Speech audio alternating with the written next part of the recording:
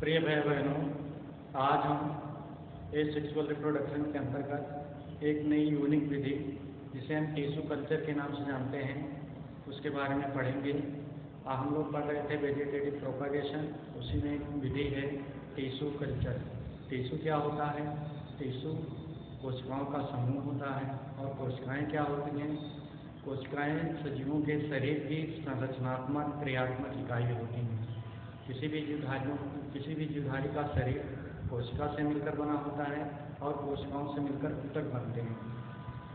तो अगर हम ऊतक की परिभाषा की बात करें तो ऊतक समान संरचना, समान कार्य और समान उत्पत्ति वाले कोशिकाओं के समूह को ऊतक कहते हैं।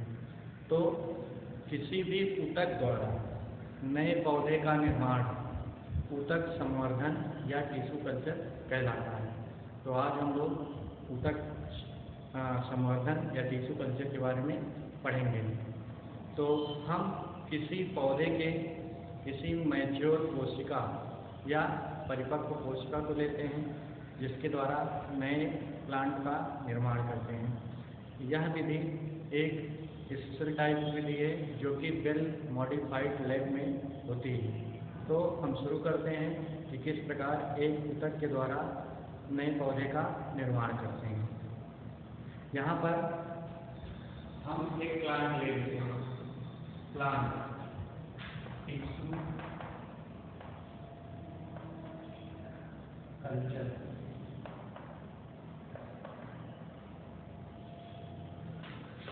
ऊतक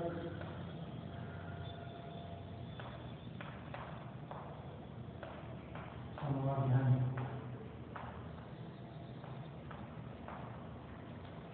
तो हम पढ़ेंगे ऊतक संवर्धन के बारे में और क्या होता है हमने आपको बताया। तो हम किसी पौधे से किसी एक मैच्योर कोशिका को लेते हैं। मान लीजिए हम कोशिका को निकालें पत्तियों के द्वारा एक कोशिका को निकाल लेते हैं और जिसे हम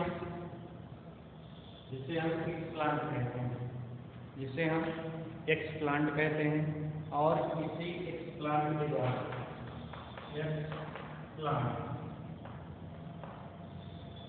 एक्स प्लांट के द्वारा हम नए पौधे का निर्माण करेंगे।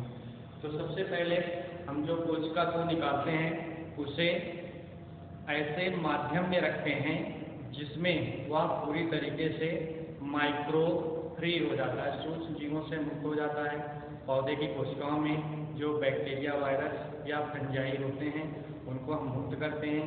इसके लिए हम एक ऐसा मीडियम तैयार करते हैं जिसमें उसे कुछ समय के लिए रखते हैं और उस कोशिका से सारे सूक्ष्म जीव नष्ट हो जाते हैं या निष्क्रिय हो जाते हैं। तो सबसे पहले हम इसको रखते हैं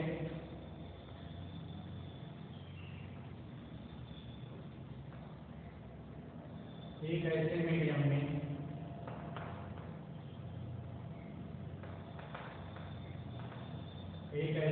में रखते हैं जिसमें इस कोशिका के सारे सूक्ष्म जीव निष्क्रिय हो जाते हैं।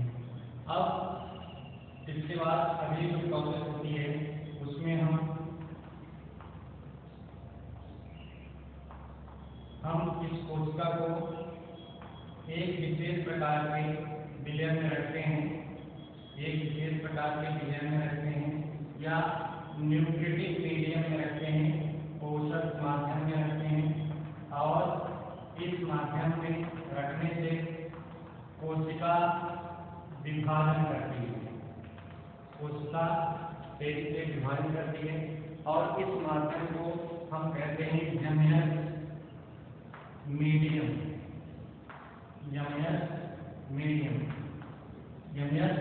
मीडियम में विभिन्न प्रकार के पोषक तत्व होते हैं और ये पोषक तत्व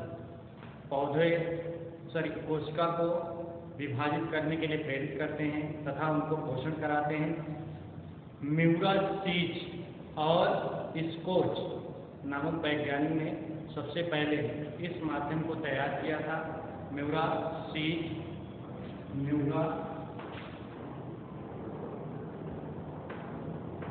सीड्स एंड स्पोर्स।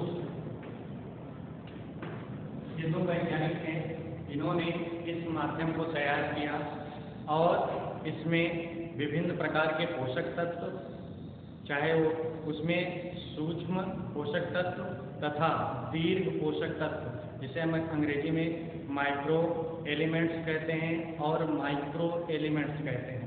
तो माइक्रो और मैक्रो एलिमेंट्स के साथ साथ इसमें कुछ पादप हार्मोन का भी प्रयोग करते हैं जो वृद्धि कारक हार्मोन होते हैं, जैसे ऑक्सिन, साइटोकाइनिन। ऑक्सिन पौधे में सूट का निर्माण, ऑक्सिन पौधे में रूट का निर्माण करता है तथा साइटोकाइनिन पौधे में सूट निर्माण के लिए रिस्पॉन्सिबल होता है। तो हम जब इसको ह्यूमस मीडियम में रखते हैं तो इसकी कोशिका बहुत तेजी से विभाजित करती है और बनाती है mass of cell. Mass of cell मानी कोशिका का समूह बनाती है, कोशिका का गुच्छा बनाती है। इस मीडियम में रखने पर कोशिका तेजी से विभाजित होती है और बनाती है मास ऑफ सेल बनाती है, जिसको हम कहते हैं कैलस। कैलस तो कैलस क्या है? ऐसा अनडिफरेंशिएटेड मास ऑफ सेल जो कोशिका के विभाजन से तैयार होता है। तो यहाँ पर अब कैलस का निर्माण हो गया है और इस कैलस पर जब हम इस कैलस को किसी परत में ले लेते हैं और ऊपर कार्बन लगा देते हैं और इसमें ऑक्सिन का प्रयोग करते हैं। ऑक्सिन फाइटो हार्मोन है जो इसके रूटिंग के लिए, माने रूट फॉर्मेशन के लिए रिस्पॉन्सिबल होता है। यहाँ से इसमें जड़ें निकल आएंगी, फिर इस पर हम प्रयोग करेंगे साइटोकाइनिन का। साइटोकाइनिन का प्रयोग करेंगे और साइटोकाइनिन के प्रयोग से इस कैलस में सूट निकलेगा, मतलब तने का निर्माण हो जाएगा। तने का निर्माण हो जाएगा। साइटोकाइनिन के प्रयोग से इसमें तने का निर्माण हो जाएगा और इस प्रकार हम इस पौधे को अलग करके नए प्लांट के रूप में विकसित करते हैं। तो यह एक सिंपल विधि होती है। इसमें करते क्या है, पौधे के किसी भाग से कोई एक इमैच्योर कोशिका लेते हैं, एक परिपक्व सेल लेते हैं और इसे हम क्या कहते हैं, फिक्स प्लांट कहते हैं। और इस प्लांट को सबसे पहले ऐसे मीडियम में रखते हैं जहाँ पर यह माइक्रोब फ्री हो जाता है। सामान्यतः सोडियम हाइपोक्लोराइड के विलयन का प्रयोग करते हैं, जिसमें ये आसानी से माइक्रोब फ्री हो जाता है। और इसको फिर हम एमएस मीडियम में रखते हैं। एमएस मीडियम का मतलब होता है न्यूट्रिटिव मीडियम।